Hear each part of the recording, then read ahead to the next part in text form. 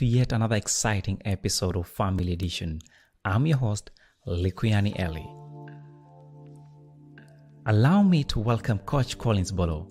Mr. Bolo is the founder of Family Health, Life Skills and Career Development. He is also an expert leadership and relationship coach, specialist in psychometric, professional speaker, clergyman, and certified grief and loss therapist. He is equally a mediator, MTI. Ladies and gentlemen, Coach Collins Bolo.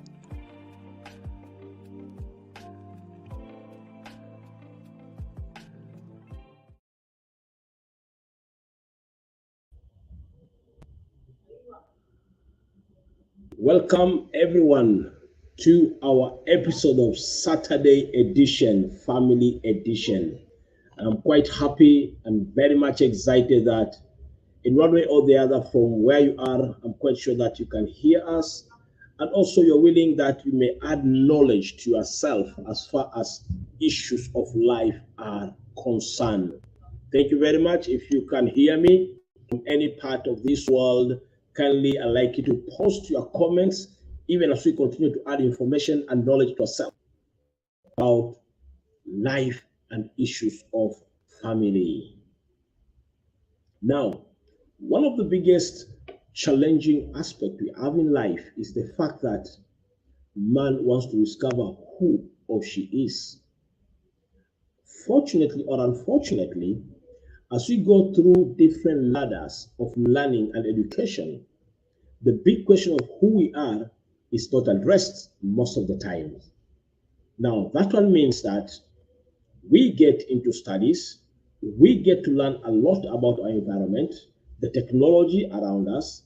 We learn more about how we can manage things, how we can manage people, how we can build our businesses, how we can make the world around us to change.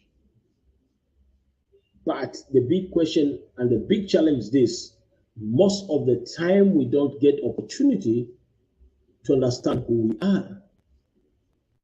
And many times when I ask people this question about who are you, it becomes simple but very complex. Now, one of the things which happens whenever I ask people who they are, they tell me that I am an engineer, I am a doctor, I am a nurse, I am a teacher, I am a soldier, I am a father, I am a mother.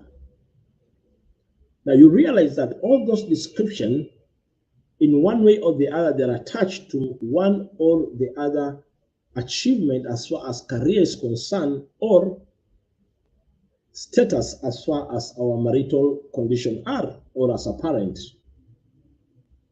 But why is it that when that simple question is asked, we get a problem to define who we are, yet we want to become men and of success?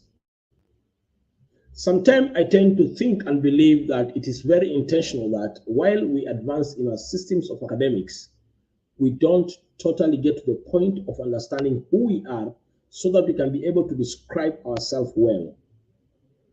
And now with that kind of a challenge coming in, then we get to the second challenge, which is if we cannot describe who we are, yet we want to become the best fathers we can be, the best husbands we can be, the best mothers we can be, the best wives we can be,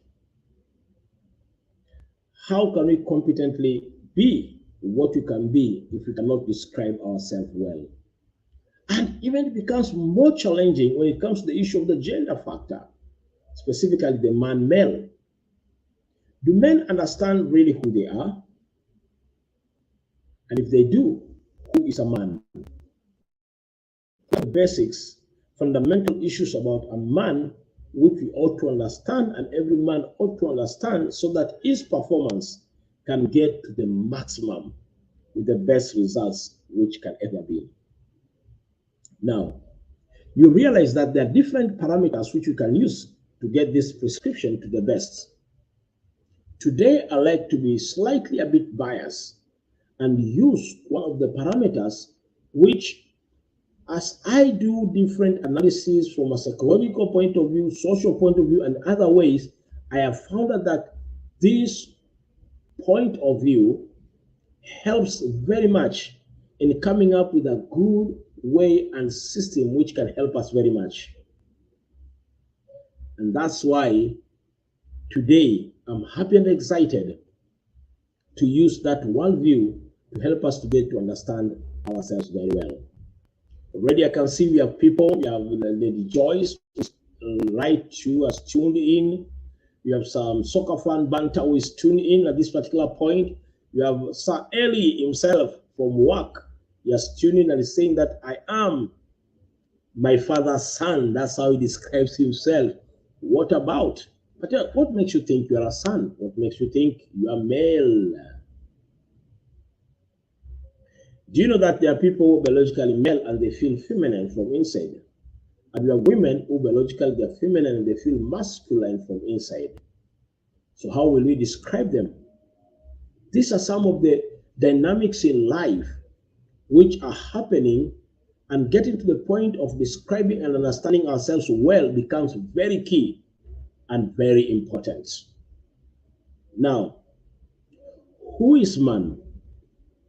What are some of the basic fundamental issues male people, especially ought to understand, so that as he takes his role for the community, for his family, and for himself, it can become easy and very effective. Now, I'm saying this because during the caveman age days, a man was described as someone who goes out to go and look for food and bring to his children. And because of that, he was given all the honor and respect from his family. Not only that, because a man was a hunter and his role was to gather all that he needed and bring food back home, men were praised because of that. And women had very, very, very simple tasks to do for them to be respected and to be given the honor as women, which included other aspects and issues to give birth to children. If not that, can it be possible that she's a good cook? A woman could give birth to children and she's a good cook. Then she was given all the praise at that particular point. So the men went out to gather, bring food, and help their children to have children, and help their wife to deliver children. That was very key. And that was basic fundamental description of a man during the caveman age and period. Do you know that today women can provide just as men can provide?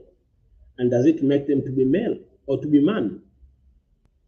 Do you know that today women can have more hours to work even than most of the men, leading to more income more than men? A man in the past could feel he's a man and proud of himself because when he gets to the community at that particular point in time, and then in one way or the other, at this particular point in time, he has provided, as I've said before, is seen available in the house after hunting, then was given all the honor. Most of these things our women can do today. And this confuses even our men to know exactly who am I and what is my role. What is this thing which I need to understand, which can make me as a man to take charge and lead my family in the right way? Because what was used in the past as a gauge, today cannot stand the water. Now, the good book gives us some fundamental things which during the time of creation, they were laid, and if we get to understand it and we pick for that point, it is going to help us as men to understand ourselves well, to understand our role well, and to know how we can come in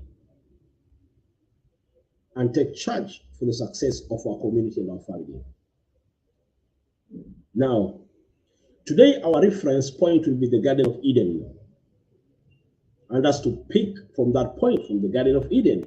What happens at that particular point? What are some of the things which at this particular point happened which can help us.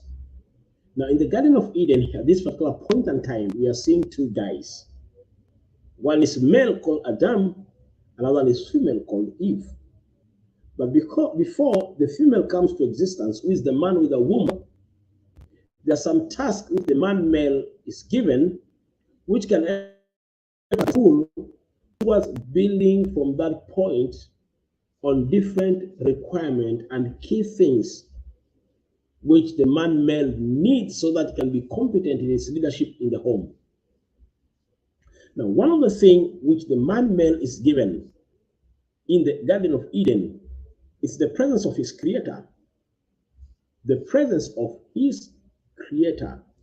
Now, this is very key and very important because we are going to see how it is so much connected to our family and when the man has his wife.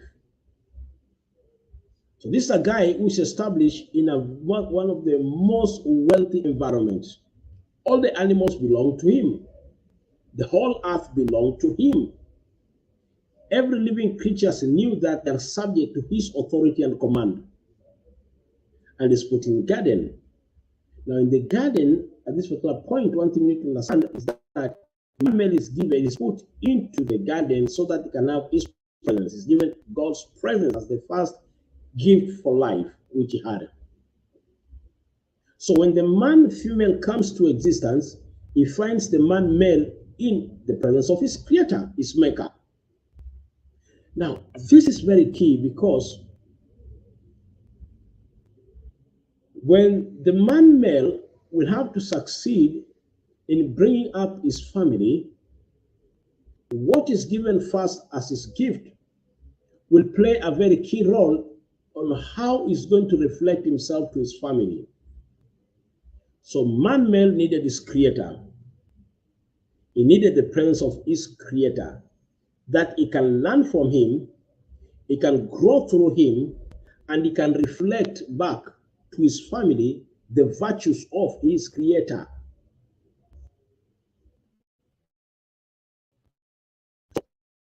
Against his creator is cast out from his presence, and that's when the misery of life starts taking place.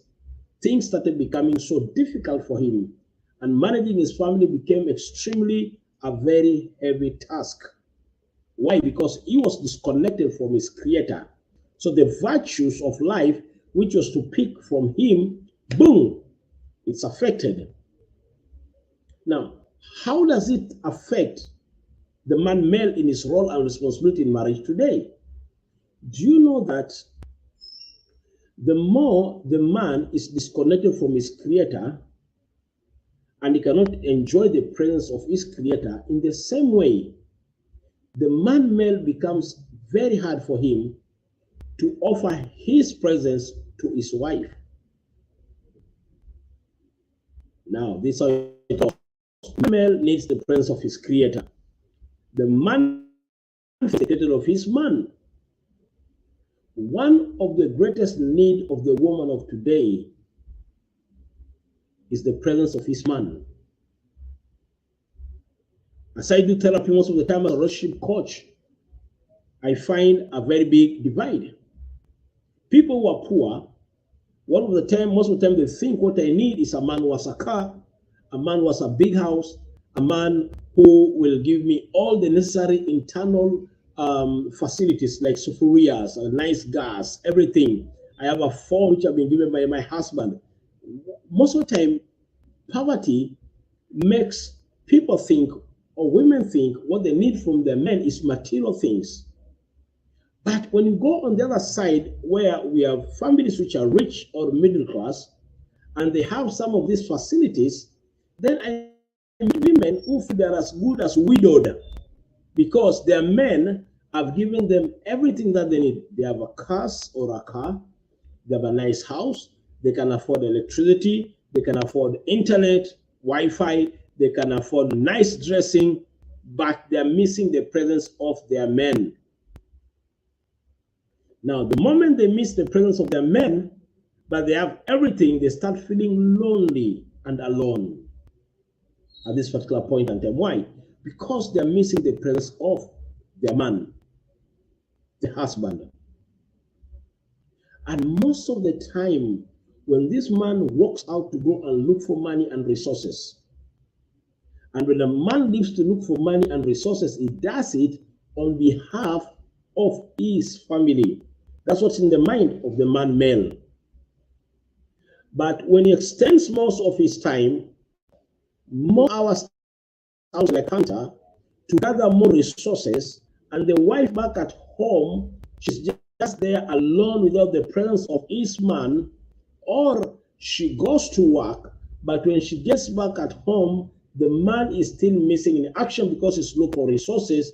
What are some of the common challenges we see happening in our society? When by the time the man gets back home, the wife is so annoyed, so angry, and the mouth is swollen because of anger. It's when you say, I'm a fool, I'm a shavu. Then it offends this man. I work so hard because of this woman. I spend a lot of hours because of her. When I get home with my resources, she's angry with me and she's not willing to cooperate and get closer to me. What's wrong with women? What do women exactly need? It's really hard to understand a woman. When you are in the house, she tells you to go and join other men out there. When you're out there, other men look for resources, she's again complaining that you're not available for her.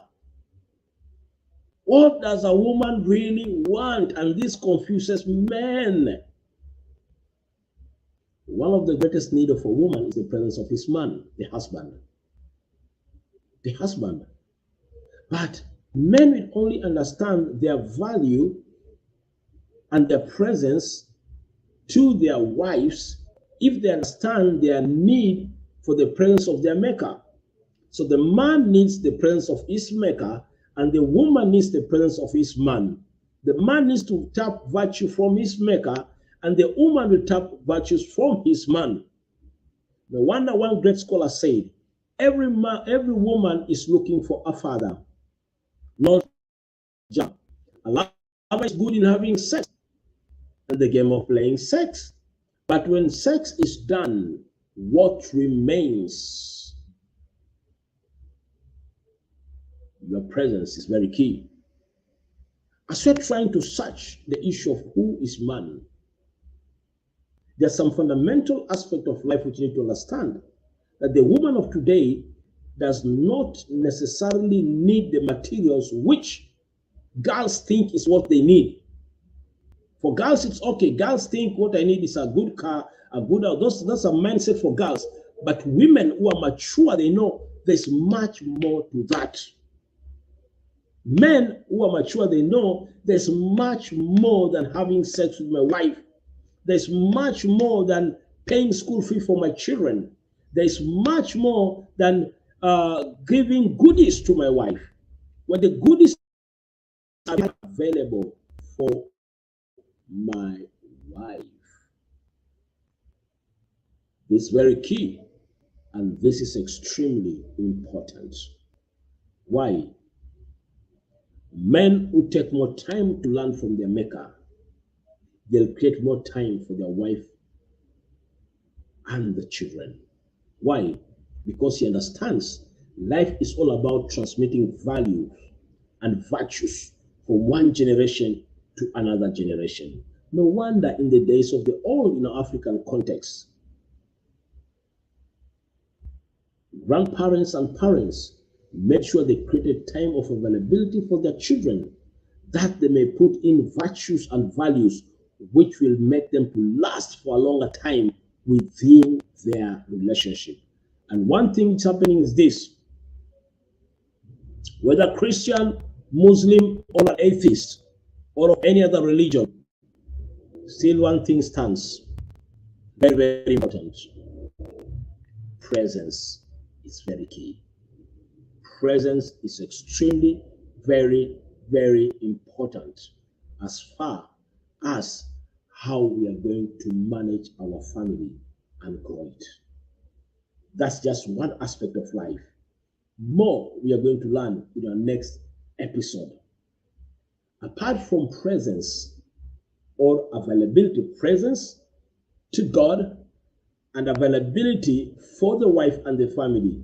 What are other issues which a man ought to understand so that he can become competent in running his life and becoming the best leader he can be in his or her own family? Thanks, Noreen. I can see Noreen is right together with us today.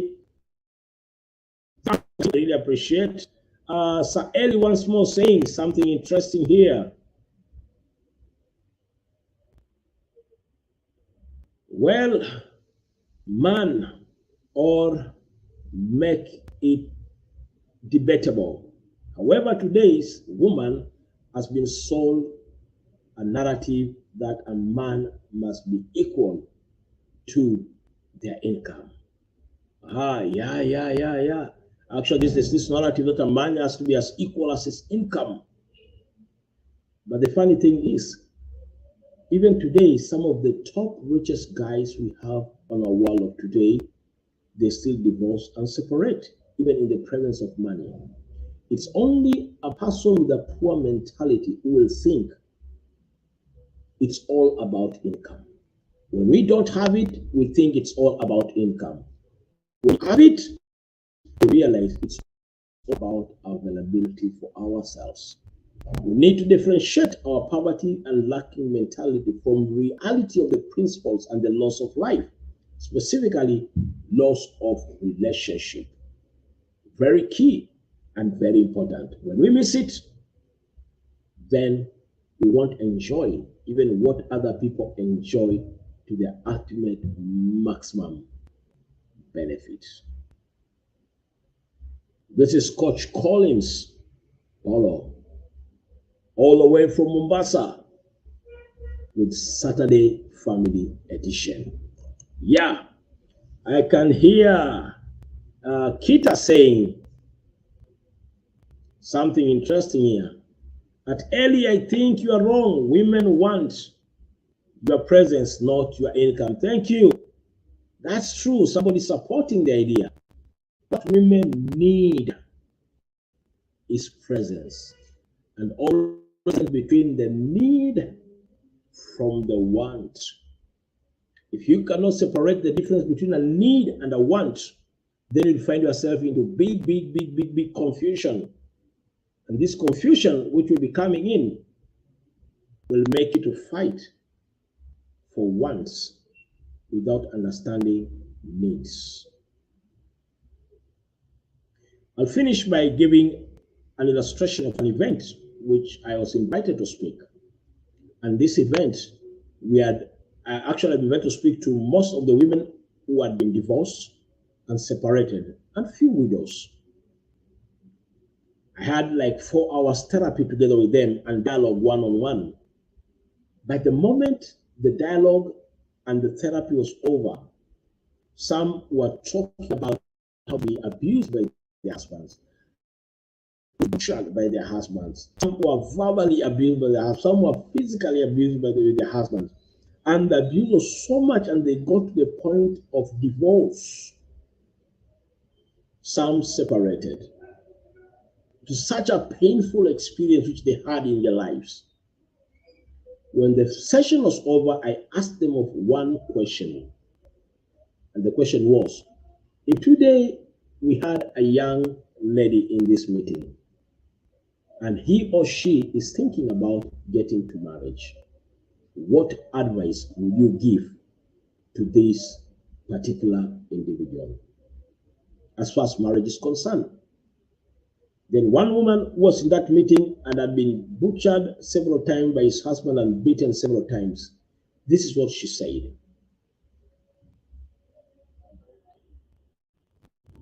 For all ladies who are intending to get into marriage, I would advise them and tell them this.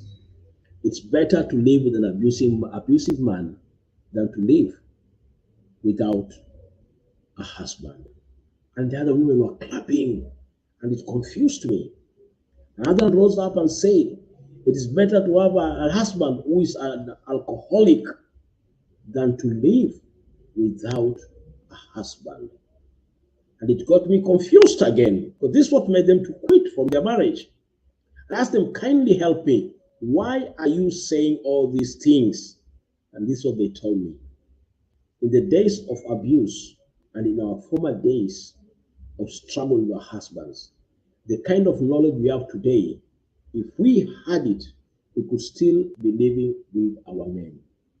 We discovered that our men were not necessarily mentally ill, but understood the principles of relationship.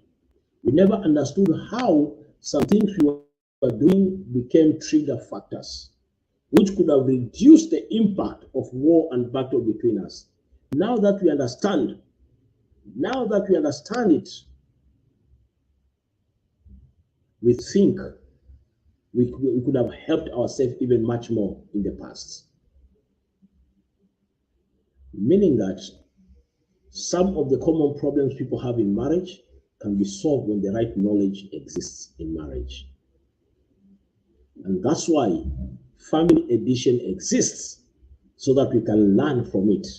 And out of it, we won't find ourselves in a situation and scenario which many people are in today because they didn't have the right knowledge. Next Saturday, don't miss it. I'll be giving the second tip, which will help your man and his need and his role in marriage and family. Thank you very much. God bless us all. Let's connect again next Saturday, right here on Family Edition.